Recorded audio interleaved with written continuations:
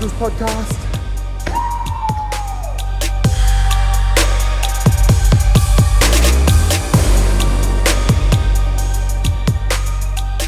We're back. Another episode. Yet again. In today's episode, we are going to be discussing skills, gymnastic skills. So more specifically, because there's quite a range of different gymnastic skills that we can talk about, I feel like if we talk about all of them, we're not really going to deliver too much. So we're going to specify. It'll be too broad. So we're going to specifically focus on handstands, and that'd be a range of handstand push-ups, handstand walks, and the being on your hands, essentially. And we're going to discuss ring muscle-ups. So we're going to start by, similarly to what we did with our strength episode, we're going to start depending on where each athlete is in their athletic career and the importance of what movements you need to have, and then progressing what movements you need to then acquire along your journey as well.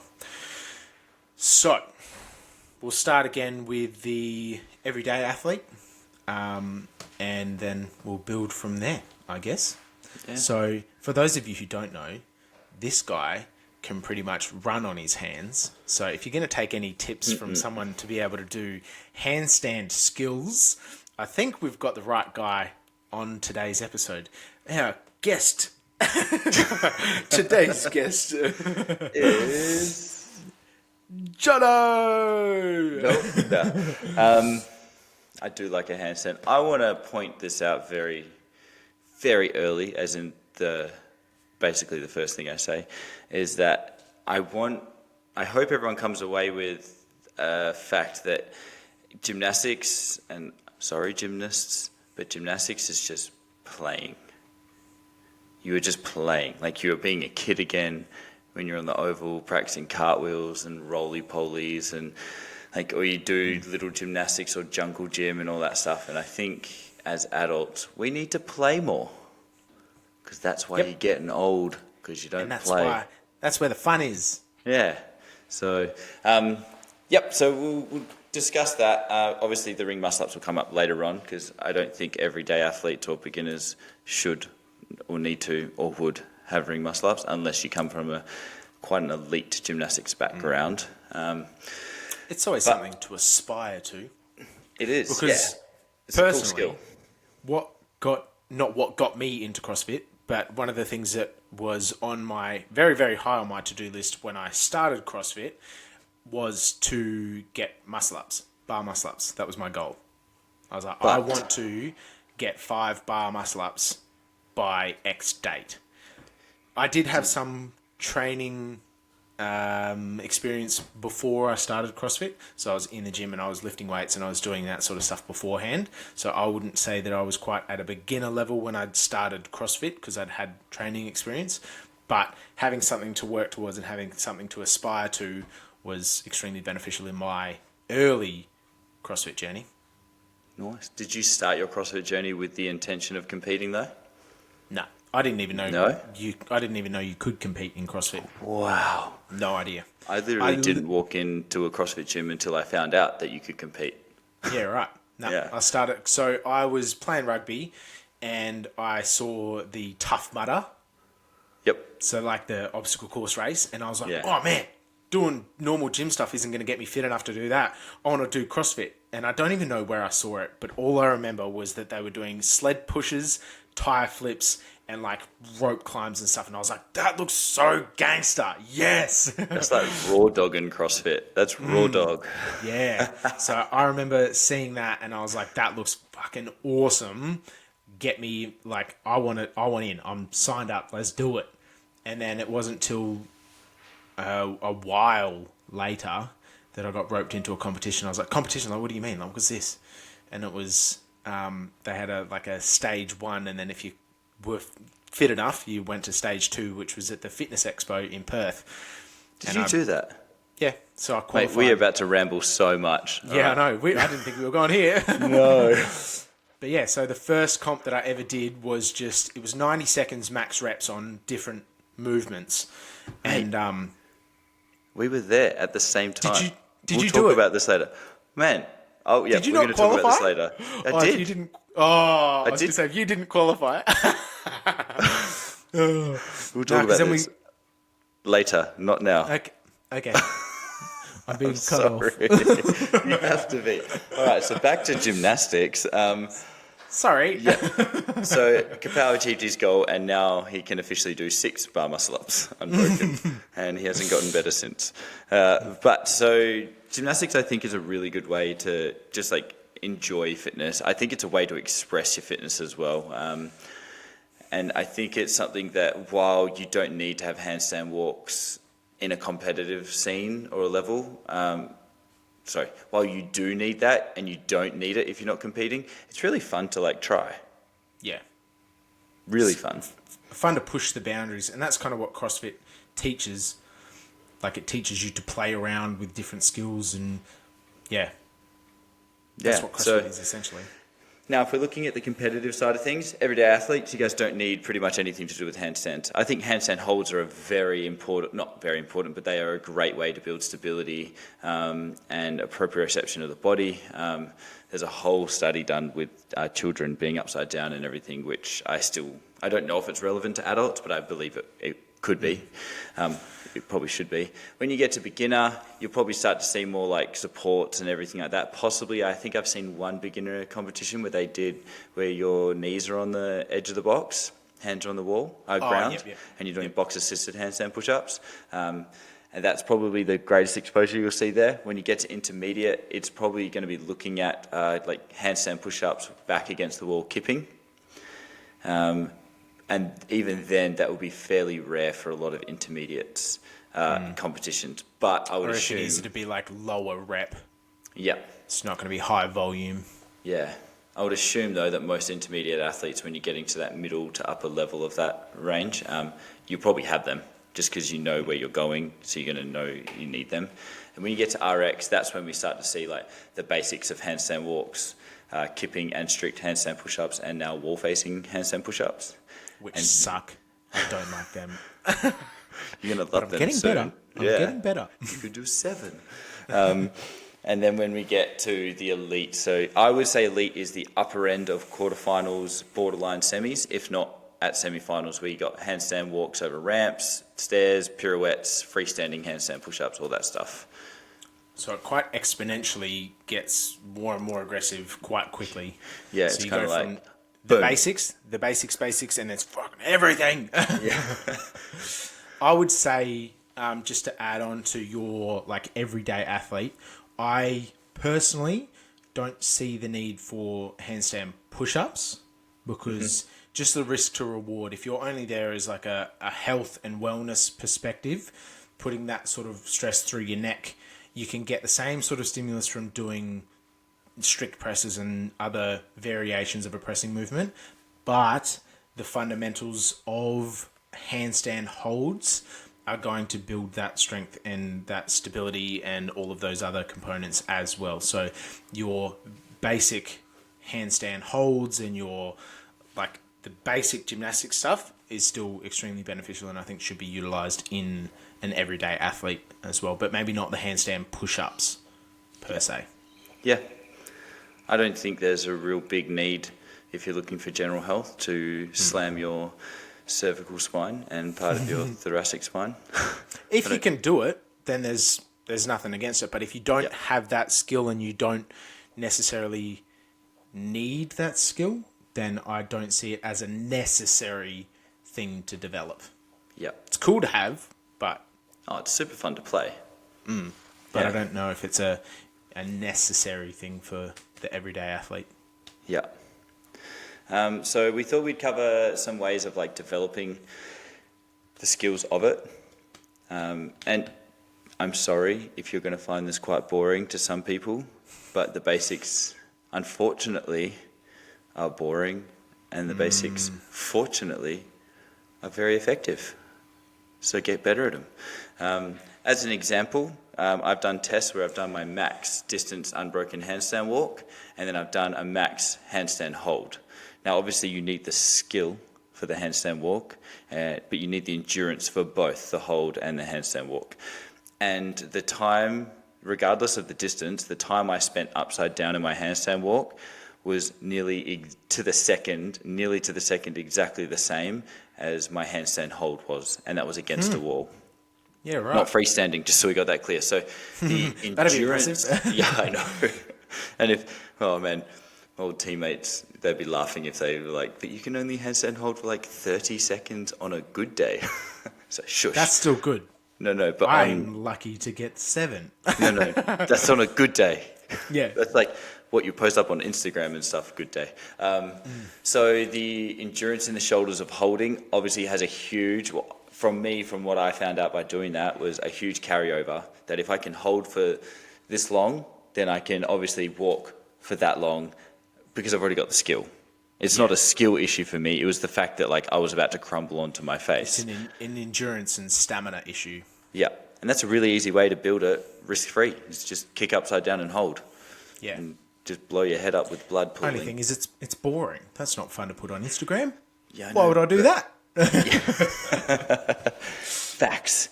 Yeah. So I would say handstand holds is the first way you start practicing to get upside down. If you have a fear of that, have a friend there to help you, or even headstands. I think headstands are a really good way just to get used to being upside down. Which is kind of really interesting. If you put it back into perspective of the everyday athlete, if you're at an elite level, improving the distance that you can handstand walk by something so simple as a handstand hold up against the wall, there's nothing that's stopping an everyday athlete from doing the exact same thing and building that shoulder endurance and capacity in the exact same movement. Yep. So that's where the fundamentals and the boring stuff is super effective for everyone. Doesn't matter what level you're at, you're never too good for the basics. Yeah. There's a guy on Instagram. He argues that actually, and I was like, really? Whatever. Yeah. I already don't like him. He's actually super smart, but yeah, I bet he is. That opinion's dumb. Yeah. So also to talk about the fact that getting upside down, you could just do that in a warm up or a playtime. So I was showing you a video before of me practicing this new skill.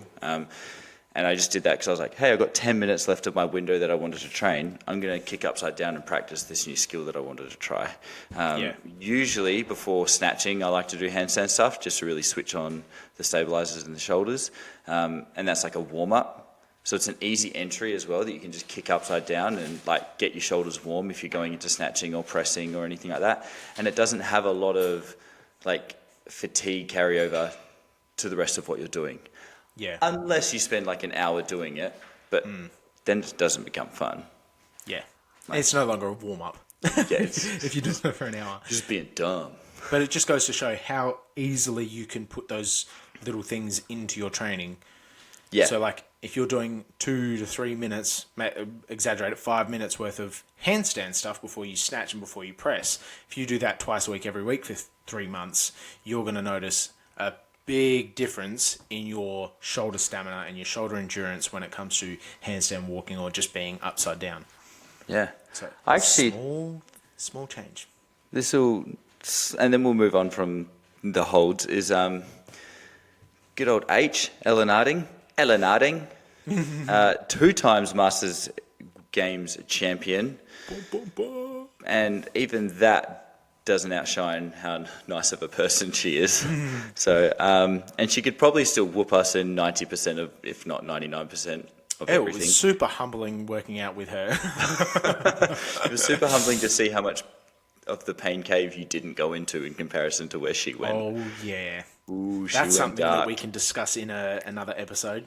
Yes, maybe. Going into the pain cave. Maybe now. No, yeah, that's actually going to be wicked. So when I was talking to her, she started following this program. Please do, while I explain this. She started following this program. I'm going to say it. Most people probably know it. But they do did copious amounts of handstand walks within this program per week, like 300 meters or more some weeks. And I was like, oh, how are you finding that? And she was like, yeah, it's really good. My strict handstand push-ups have gotten better because of it. I instantly was like, oh, thanks. Now I'm more jealous of you. But to show that they didn't need to get any better. Yeah, like they were already insane. Were her strength of everything. That was what she was good with. And so I was like, oh, cool. Like, so it just shows, again, being upside down, whether you're walking or holding, will have a carryover to your shoulder strength in general. There's better ways to do it. I think the next step is building into the handstand push-up. We were talking about this before, and handstand lowers are super important. They're almost risk-free, and they will help to alleviate any risk in the long run. But you can talk about them, because I'm done talking. Okay, yep. All out of breath now. Have a drink, sit down. I don't have any water left. So exactly what you were just talking about there, that would be kind of my entry to being able to do your kipping handstand push-ups. If you don't have the capacity to go from fully extended up against the wall to lower yourself onto an even surface, so where your head is at the same height as where your hands are, then you need to build that strength and that capacity before you start doing copious amounts of handstand push-ups. So same sort of thing, like if you've got, let's say, 10 handstand push-ups, but rep 8, 9, and 10, you're starting to just drop onto your head and putting your neck at risk, then I would say that your endurance needs to be improved and you need to be able to have the capacity to lower yourself with control. If you don't, then that's something that I would definitely push before you start doing your kipping handstand push-ups. So that would be at your beginner intermediate sort of level. And then once you've got that sort of capacity, that's when you would start. So, sorry, if you haven't got that sort of capacity, what you could do is elevate where your head is touching onto the mat. So most people would use an ab mat. What you can do there is you work on that same lowering aspect of the handstand push-up. So nice and slow, nice and controlled, and then build that capacity. And then once you've got a few more reps in that sort of sense, then you would reduce the elevation and then reduce the elevation to where you're at a flat surface. But I think the control aspect is extremely important. Agreed.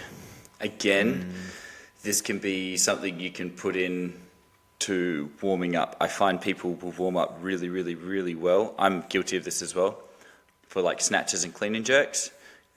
But then when it comes to gymnastics, they'll do like a couple arm swings, so maybe pass-throughs with the PVC pipe. They're like, good to go.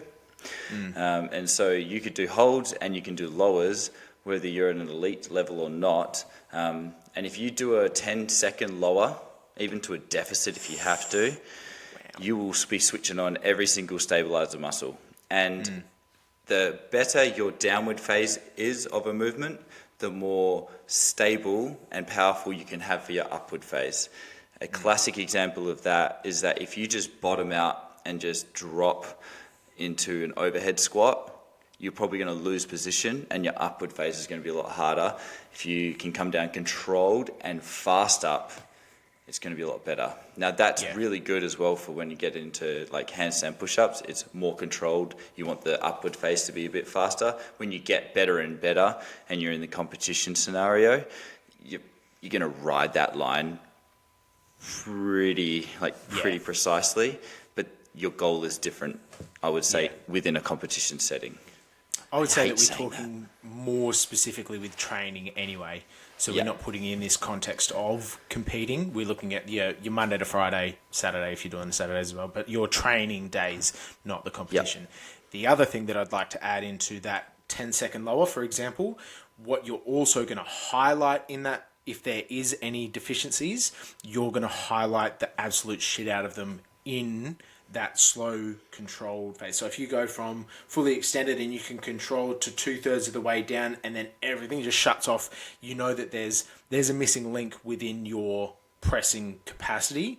This is where seeing a physio, I would say that is a little bit out of my jurisdiction as to diagnosing exactly what's going on there, but it's highlighting some form of issue that can be rectified with somebody that knows a little bit more about the movements within the shoulder capsule and whatnot. So like that's where I would, because I've got somebody who's in that exact same sort of scenario where like lowering to that sort of position is fine, and then everything just switches off. There's no connection in that range of pressing, which becomes an issue when you start looking at the strict handstand push-ups. So utilizing a physio to just make sure that you're setting into the right positions and making sure that everything's switching on and everything's working correctly is going to make that adaptation a bit easier as well.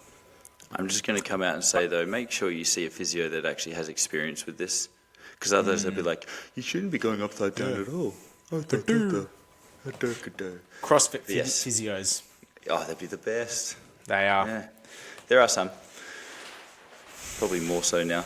But yeah, so, and then I guess the next phase would then, once you have the control to come down, you're working on the strength to press up, whether that's strict or kipping. I think that is like quite varied amongst coaches of what they would want you to do. I don't really have an opinion on whether strict or kipping needs to come first. I do, however, though, and KPow feels the same on this part, I don't know about the strict and kipping, is that if you don't have control in a lower, then you shouldn't be doing strict or kipping at all anyway. That control needs to come first, just out of safety. Yeah. Nothing else but just your safety. Yeah, I would 100% agree with that.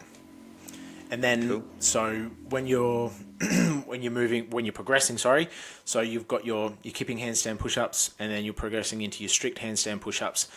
It is a massive change is a massive requirement in strength to go from kipping to strict handstand push-ups. So that's where you would see a lot of people start using an ab mat and start changing the distance for your pressing range of movement. It is one of those movements that's not the easiest to use assistance with, so you can't use a band the same as you do for a pull-up. Okay, questions? I figured it out. I actually didn't figure this out. I've completely copied it from another coach. All right, let's hear it. And we have it set up. So we have our rig at Hardware, and so Hardware's the gym I coach at, that it's a wall-mounted rig. And so the uppers are not that high. So the uppers I think they're 11 feet high. So they're like not high enough to chuck rings on, or maybe even they're lower. I can definitely touch them. So they've got to be like 9 to 10 feet because I can't dunk. So we've looped bands over the uppers that are going across into the wall.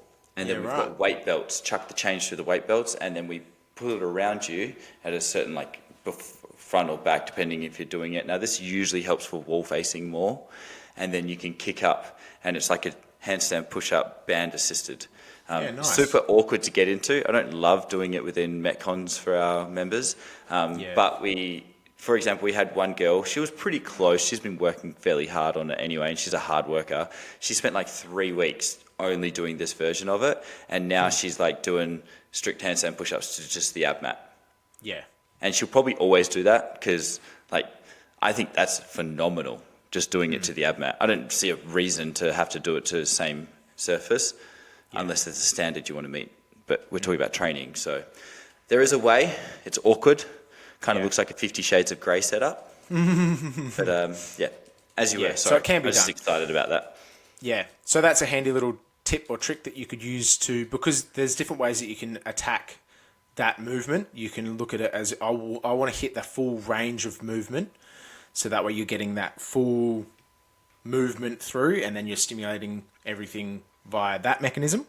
Or you can increase the reps that you're doing. So if you are working to an ab mat, you're obviously going to be able to do a lot more reps, so then you're looking at the endurance aspect of things. And then you could isolate it completely and go, well, I'm going to press dumbbells because that's going to increase even more of a range of movement, and it's a strict movement. So there's a few different ways that you can attack building that strict pressing capacity. I think that Jono's example would be probably the best one because it's as close to the actual movement, or is the actual movement, and then you can change the assistance that you're using there. But I think doing a a combination of the lot is going to be more beneficial than just trying to do the one thing. So a lot of people get stuck in that, I'll just do it to an ad mat. And then next week, we got strict handstand push-ups. Yeah, I'll just do it to an ab mat again. And it's like, you're not really going to get any better if you're just doing the same thing each time. You could even do the 10-second lowers to an even surface. And even if you go, right, well, in the middle of a Metcon, I've got 10 handstand push-ups. I'm going to do 3 extremely slow lowers. I'm going to do 5-second lower, down, touch, and then I'm going to come off the wall, kick back up, and then come down for 5 seconds, rep 2, do that for rep 3 again, and then the remaining 7 reps, I'm going to do strict handstand push-ups to an ab mat. So you're attacking 2 different mechanisms to build strength in that movement. So instead of just trying to nail that one thing home, I think you need to do a few different things that are going to give you the same end result. I really like that, purely because then it doesn't take away from the Metcon as well. So, and we've probably been in the same situation where you're like, you probably never have had to scale. But the first time I did wall-facing handstand push-ups, they were deficit ones because I thought I'd just blow them out of the water, and I didn't. So they blew me up. But oh, I feel you there. yes, scaling can feel like you're taking away from the intensity of the workout. So if you can find a way to blend them two, and this will come down to having a coach that can help you as well, or listening to podcasts like this that tell you. Online coaches. Yeah. Without knowing who you are. Yeah. Well, we know where you're from.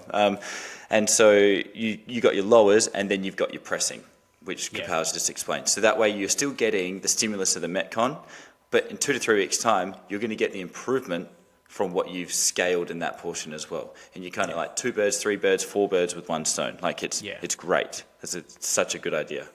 Scaling, the word itself, has such a bad rap as well because it makes it seem like you're choosing the easy way.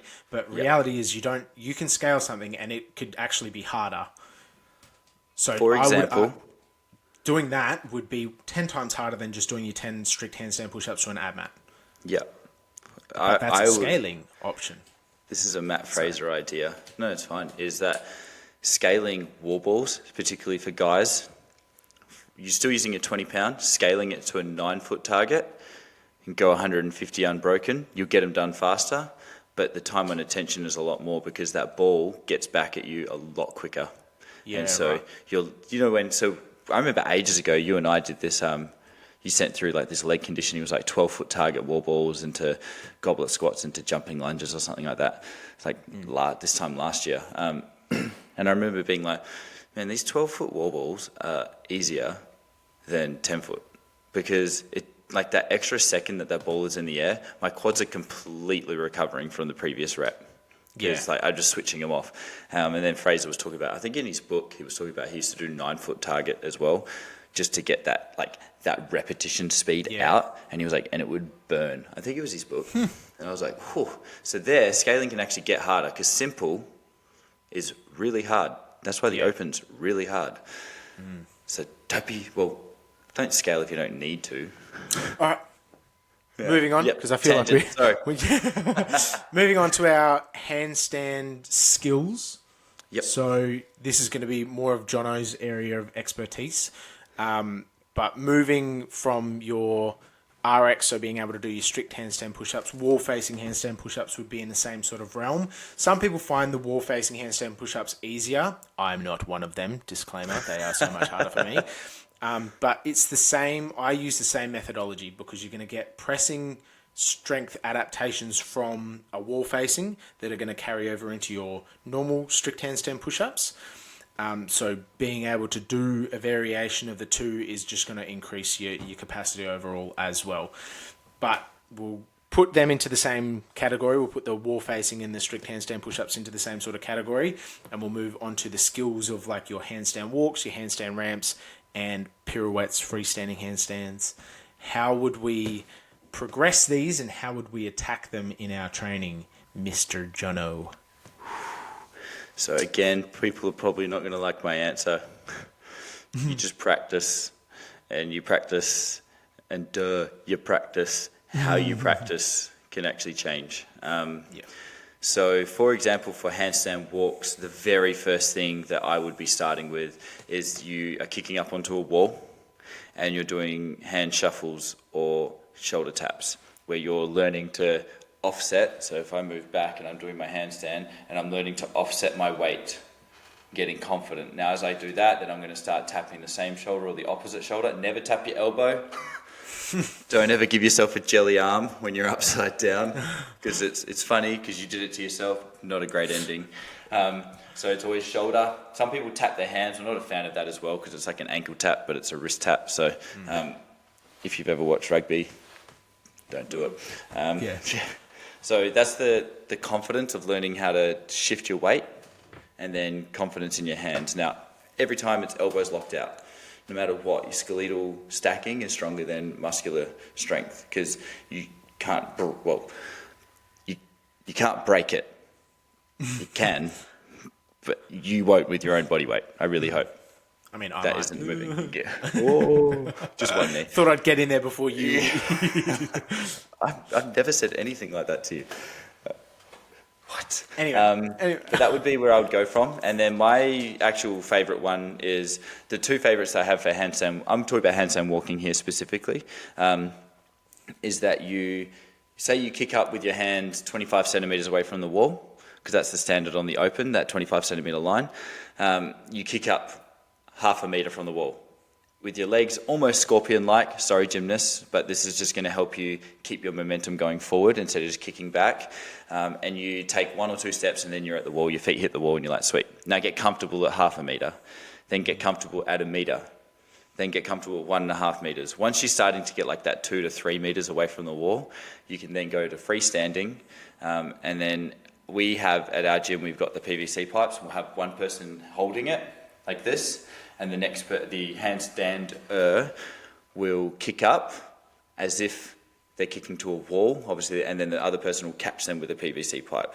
Yep. The other person will walk backwards slowly, and the handstander will match that momentum. Yeah, right. So that's what we've done. It's been a big help. Now, whether you're doing it to the wall, whether you're doing it to a PVC pipe, whether you're just practicing shuffles or anything, just out of safety, we were taught this as one of the first things in gymnastics when we were young, is if you fall, you tuck your chin every single time. Chin in, knees out. So you don't knee yourself in the face if you go into a cannonball. And then chin in, so that way you will most likely roll. It's when you're looking at the wall and you hit it and you put your cervical spine into extension, or your neck into extension. That's a lot worse than putting it into flexion. Yeah. I mean, either way is not great, but if you're going to choose one, take flexion. Yeah. Yeah. They're the progressions I have. Have you taken your clients or ways that you did it? I actually found really surprising benefits from working on a static handstand hold. Mm-hmm. Just to bring the awareness of your weight distribution through your hands. The carryover that I had from that into my handstand walks was really surprising, but actually quite big as well.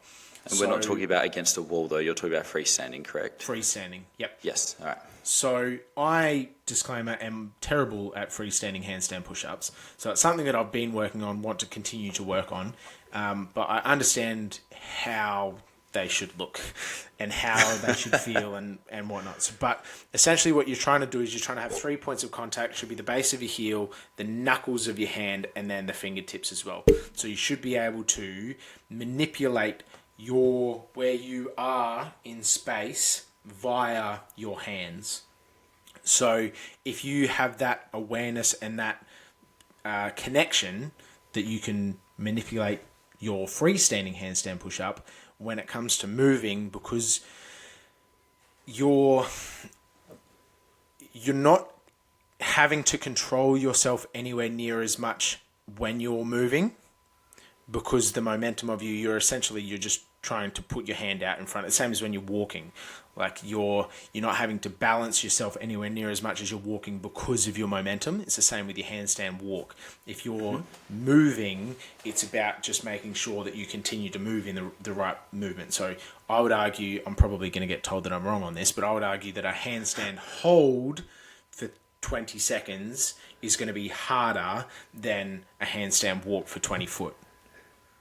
I would say, whoa, that's I tough. find it harder. I do too. So that's where, and it's the same sort of principles. This is like find what movement is going to have good carryover into other movements, as opposed to just working on that one movement. So if you're struggling with handstand walks, don't just keep working on handstand walks. Go, rightio, what can I work on that's going to improve the movement that I'm working on, but also have carryover into what I'm trying to improve as well. So we'll use the example from before. Jono was saying that his capacity to handstand walk is limited by his stamina in the overhead position. So a simple movement of up against a wall static hold is going to improve his shoulder endurance and stamina, which is in turn going to carry over into his handstand walks. So it's breaking it down a little bit further and figuring out what's going to give you your best bang for your buck, really. And I found that a static handstand hold had much greater carryover for a handstand walk than what just working on a handstand walk did. And for me personally, stairs on a handstand ramp, they stop me almost dead in my tracks. And it's because I haven't got the control when my weight distribution changes going up the stairs. So I'm going this way. So I hit the stairs, and then as soon as my hand goes up the stairs, I'll fall back down because I haven't got the control to keep my hips where I need them when I'm going up the stairs. So breaking it back down and doing handstand holds up against the wall and stepping onto a plate and then back down, but making sure that my hips are doing what they're supposed to be doing is going to be more beneficial than just trying to get up the stairs. So same sort of thing, just breaking that movement down into I would say that's actually easier. No, it's very smart. I think it's good. When it came to stairs and ramps, I was more just I was just like, I'm going to get this. It was like when learning butterfly. I was like, you know what? I'm not leaving the gym until I can get this. And so it was just practiced. Half an hour staring at the stairs, and I've got like one or two, and I'm just like, I can do this. Why can't I do this? And it just infuriates me. Yeah. Because, and then I'm trying to like break it down in my head, like, well, what skill do I need to develop to make this easier for me? And it's that spatial awareness of where my body is when I'm upside down. So freestanding stuff, just getting used to that manipulation of where my hands are, and that control element is going to be crucial for me when it comes to the handstand ramp. But I feel like a lot of people would benefit from the same sort of things. And I feel like that would have the same sort of carryover into your freestanding handstand push-ups. If you haven't got the control to be able to stop yourself and then lower yourself in position, the actual kipping handstand push-up, if you're doing freestanding handstand, you have the capacity to do a kipping handstand push-up. It's more about the control of where you are. So you're not kicking into the wall, you're kicking up into a nice handstand position, freestanding handstand position, and then having the control to bring momentum into it and move forward as well. Go to the next mat, yeah. I feel like that control of whether it's freestanding, whether it's the capacity upside down up against the wall, or being able to just maneuver your body and having that control is going to be so beneficial in so many different aspects of the handstand skill development. I definitely agree with you on that one. I think if you were to make it as simple as possible, the more exposure you can get to being upside down, the better it's going to be. And if you're against a wall, if you're freestanding against a PVC, or if you're practicing the actual specific skill, it's exposure to that, and that's huge. Because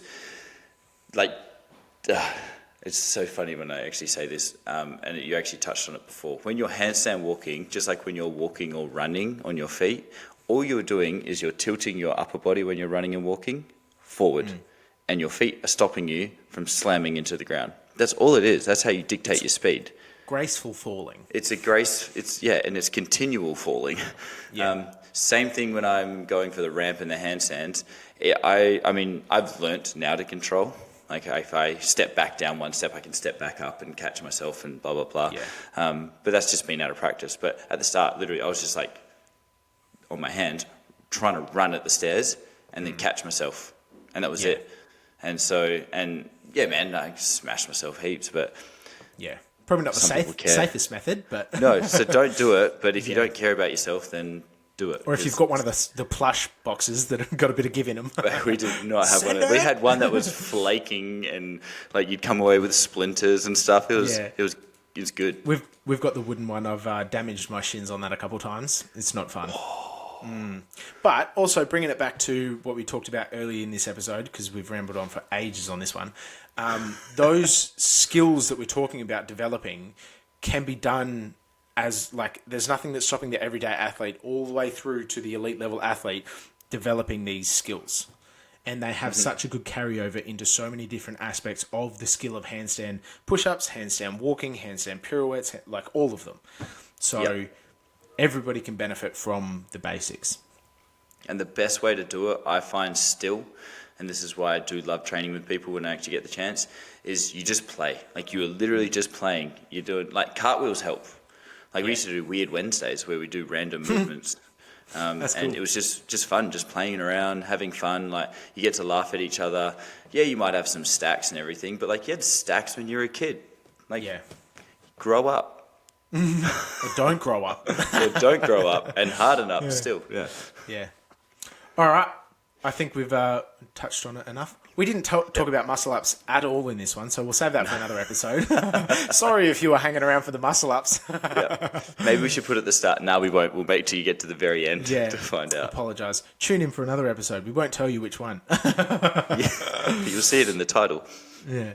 All right. Same as always. If you are following us on Spotify or YouTube, drop us a comment down the bottom if there's anything you want to ask us. Also, if you want to remain anonymous, let us know. We won't throw your name out there as well, just in case anyone was scared off. We don't want to throw you under the bus if you don't want to be thrown under the bus. But yeah, if you've got any comments or any questions, hit us up. Like and subscribe. That'll help us keep doing what we're doing. And we will see you in the next episode. Yeah. Thank you, guys. Peace.